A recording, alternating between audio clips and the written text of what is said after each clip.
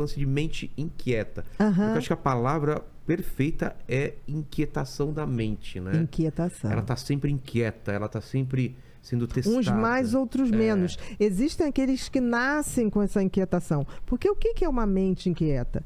É uma mente que tem mais pensamentos que a média, numa velocidade maior que a média. Isso é genético? Isso é genético. É mesmo? Isso tem um componente genético. Não existe um diagnóstico de TDAH, que é o transtorno de déficit de atenção, que eu nem gosto de chamar de déficit de atenção, eu gosto de chamar de instabilidade de atenção. Por quê? Porque são pessoas que, diferente, assim, déficit parece que é sempre ruim. Para baixo. Para baixo. E essas pessoas não. Essas pessoas, como nascem com o lobo frontal, que é o grande maestro da orquestra cérebro, que coordena a quantidade de pensamento que eu tenho, na velocidade de pensamento que eu tenho, ele nasce funcionando menos. É como se fosse um carro que veio com a pastilha de freio um pouco desgastada. O que acontece com uma pessoa assim? Ela pensa mais rápido, numa velocidade maior. Então, ela se perde nos seus pensamentos. Não viu que eu agora há pouco falei... O que eu estava falando, Exato. Vilela?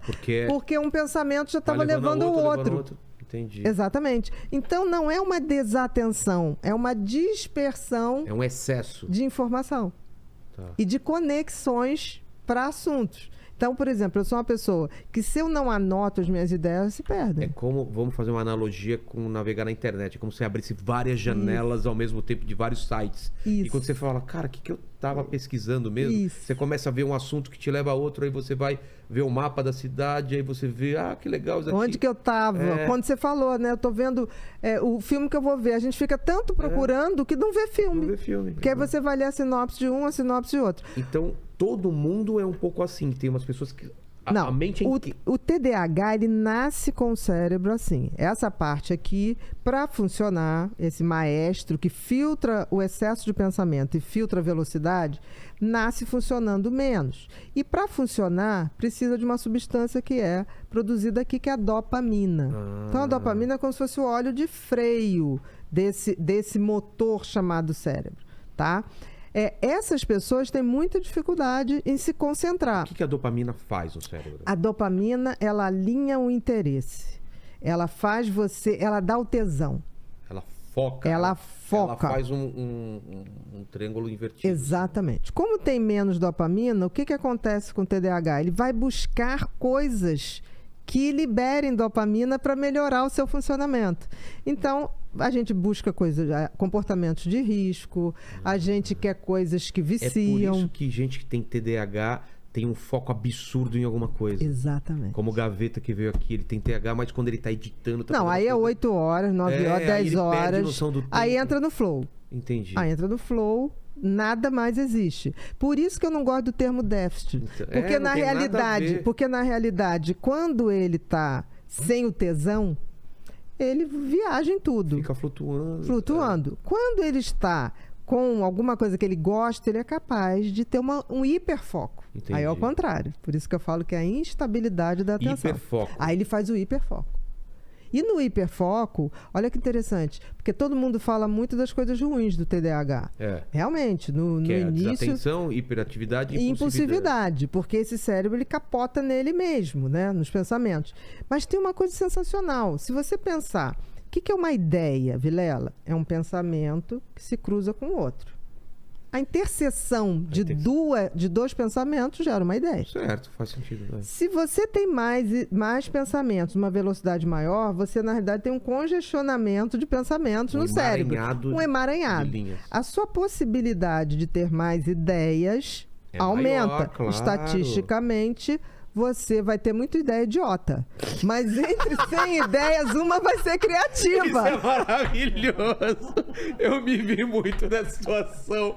Quando eu tô criando piadas, é muita ideia idiota. Exatamente. Tem coisa que você fala assim, cara, isso é muito idiota, eu não vou nem falar. Eu não vou nem falar pras pessoas, entendeu? Tipo assim, eu tenho um grande amigo que trabalha comigo, que é o Alex, ele também é TDAH. Então tem coisas que a gente ria, que a gente fala, ninguém pode descobrir que a gente falou isso, porque isso é de uma idiotice. É assim, que é infalável. Aí ele ainda fala assim, não, os telefones estão desligados, nem a Siri vai ouvir.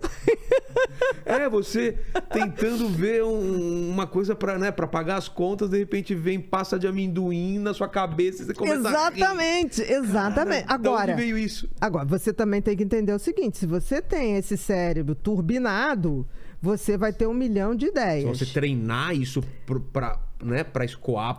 Outra coisa, anote. Uma pessoa que tem TDAH tem que ter um caderninho, porque as ideias chegam, se você não anotar, bicho... Vai embora. Vai embora, porque vem um outro turbilhão de coisas. Então, por exemplo, se eu não posso anotar, eu sou a louca que ligo pros amigos e falo, olha, anota essa ideia que eu tive aí, olha, você entendeu direitinho? Eu deixo o áudio pra todo mundo. Vou te dar uma dica que eu faço. Faz um grupo com você mesmo, tipo, e fica mandando áudio pra aí você. Eu não sabia como. Eu botei o nome do meu grupo, Batutinha. Aí não achava mais o grupo depois. Também, Batutinha. Não, Batutinhas. Eu coloco notas mentais e fico mandando lá. Aí depois vai ouvir. Eu levei tempo pra fazer isso. Daí, mas tipo, qualquer coisa. Mas tem uma coisa, escrever é muito melhor pra gente. Isso é. Por quê? Tudo no cérebro é atividade cerebral. Atividade cerebral é pensamento. Todo pensamento o cérebro transforma em imagem. Escrever à mão é melhor do que digitar, não é? Muito, que doido isso. Muito. Por quê? Porque olha só, o pensamento é um troço abstrato que tá aqui. Na hora que você escreve, primeiro, pro TDAH principalmente, você lentifica o pensamento e ele para de pensar em outras coisas porque eu tô escrevendo. Você tem um pouco de TDAH? Eu tenho, cara. Você acha que... Pra quem não tá vendo, ele mostrou um caderno e uma caneta. Tá respondido. Já tá respondido. Entendeu? Então, assim, eu recebo muita gente que vem pra mim e fala, meu filho tem TDAH. Eu falei, olha só, não tem TDAH mal. TDAH gosta de bicho. Eu já pergunto, gosta de bicho? Gosta. Gosta de velho? Gosta. Né? E a gente é até ingênuo. A gente tem uma criança que mora na gente, vai morar a vida inteira. Eu tenho umas coisas tão infantis. Tipo? Colecionar os carrinhos da Batgirl. O quê? Você tem uma coleção? Pelo amor de Deus, manda essa foto depois pra mim. Vou. Da Batgirl, que era roxo. Que um Lincoln roxo, que foi feito em 1950. Que legal isso! Olha, Festa Fantasia... Vê se acha a foto do carrinho da Batgirl depois pra gente. Aí. Coloca pra aqui na tela. Você vai ver. Coisas assim, bonequinhos. Mas isso o quê? Minions. Te dá prazer? Eu brinco com aquelas coisas. Tanto que, por exemplo, criança vai na minha casa, eu já tenho sobrinho neto. Parece a Disneylândia. Aí eu tenho aquelas coisinhas, aquelas luzes que a gente usava em boate. Sei. Aí as crianças chegam lá em casa, eu apago as luzes, aí tem aquelas fumacinhas que solta. Aí minha mãe fica assim, é surreal. Aí eu faço rave com as crianças na cama, pulando. Tchan, tchan, tchan, tchan, tchan. Aí as crianças assim, titia é muito doida. Titia é muito doida. Cara, eu me divirto em festa de criança. Porque eu vou pra recreação. E como que é feito o diagnóstico de TDAH? Eu tenho um filho de 4 anos, ele vai fazer 5. Como que eu sei se ele tem ou não? Calma. A gente começa a ver ali, porque até 4, 5 anos, a criança ainda não teve o primeiro grande amadurecimento cerebral.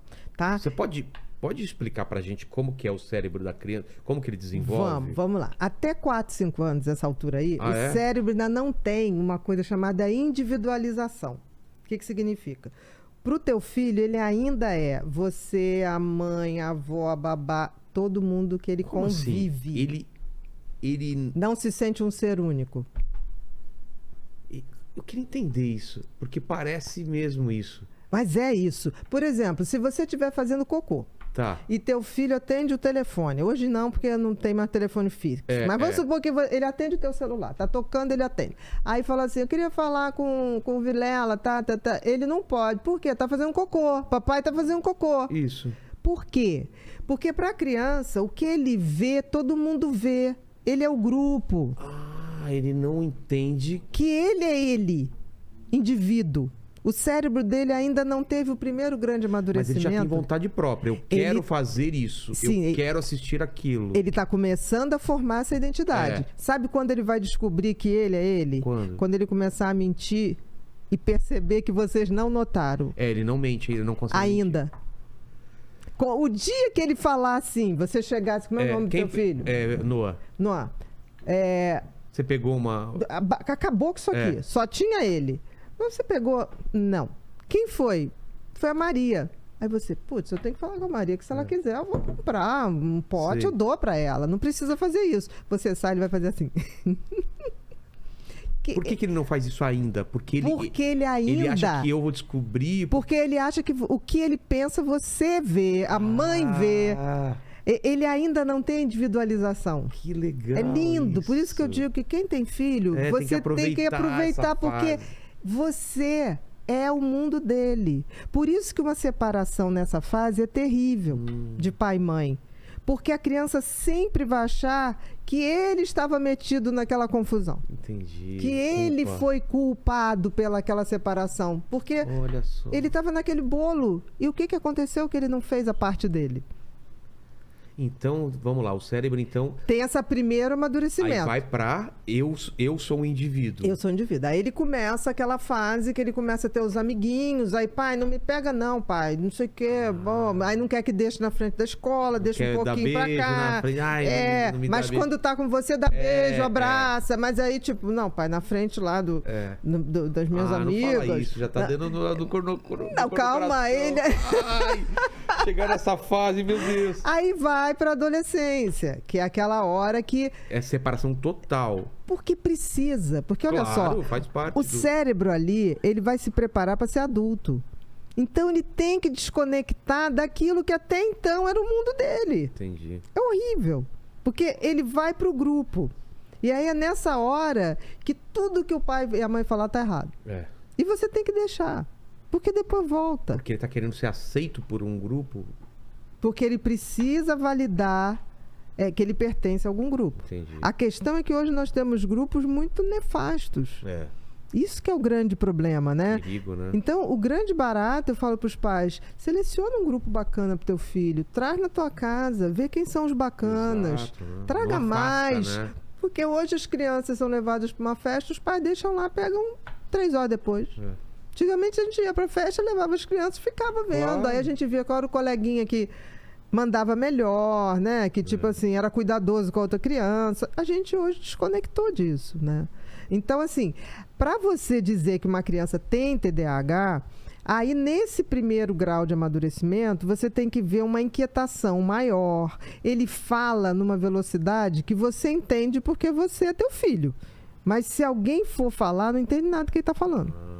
É porque durante muito tempo você sabe se ele quer água. Você sabe tudo.